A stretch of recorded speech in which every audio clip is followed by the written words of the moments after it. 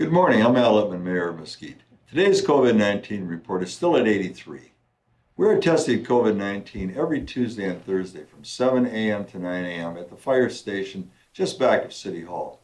Visit health.mesquitenv.gov to schedule your own appointment or call 702-625-3213 for assistance with scheduling an appointment.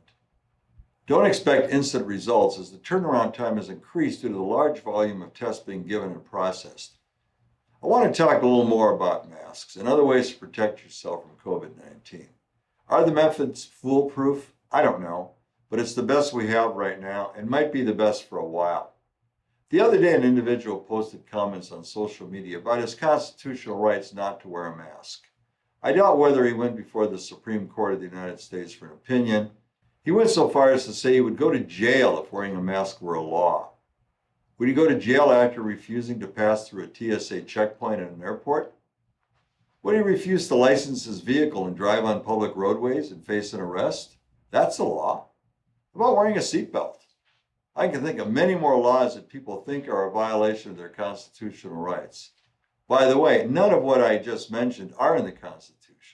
Another interesting post on social media was that all that should matter when dealing with COVID-19 is a reduction in deaths.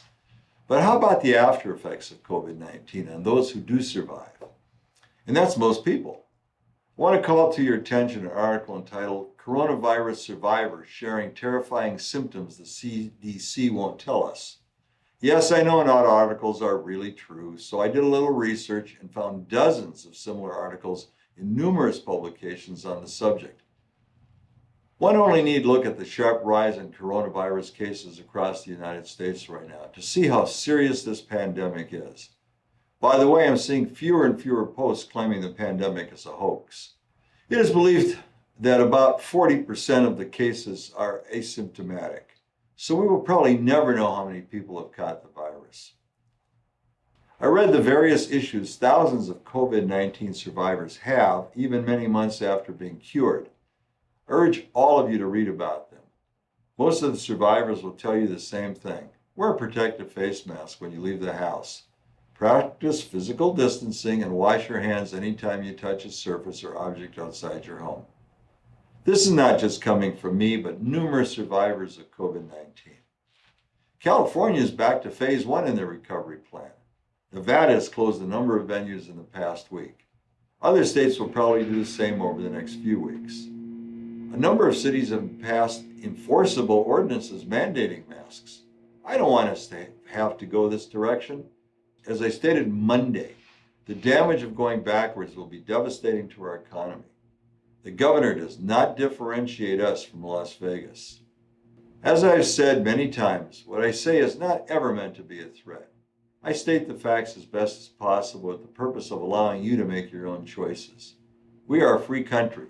Free speech is our constitutional right, but you still can't yell fire in a public place. That's not protected by law. Let's focus on the present. We can't go back and decide who is right about this pandemic and who is wrong. I know the story about the masks well. First you didn't need them, now you do. Some kinds were good, others not. It doesn't matter as long as we try to do the right thing now. Remember I said, do the right thing. We don't have the crystal ball to be sure, but there's no harm in trying. There is harm in burying your head in the sand and pretending this is all a hoax or a bad dream or whatever comes to mind. Continue to keep the faith, continue to think positive, and continue to remain Mesquite strong. Thank you.